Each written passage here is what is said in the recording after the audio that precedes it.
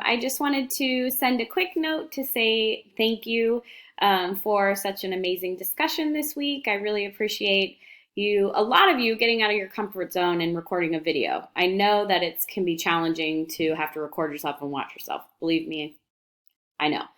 I wanted to just let you know that I really appreciate your willingness to be a little vulnerable with what you shared. And it's always beautiful to see the way students support one another, especially in an online class like this when it can feel a little isolating. So I do think that there's value in seeing each other's faces on the discussion board to create a closer knit community. So I wanted to thank you, and I also wanted to mention that from what I heard from a lot of you, you have experienced pull motivation, which is really a valuable thing to have experienced because you can think of that and how it relates to your career. So hopefully you've made the connection between pull motivation and intrinsic value that we talked about.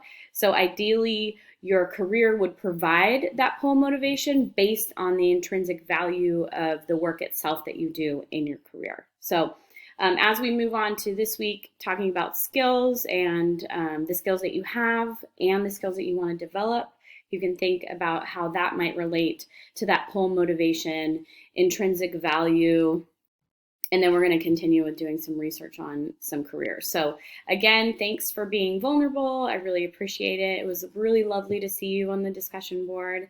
And here's to another great week.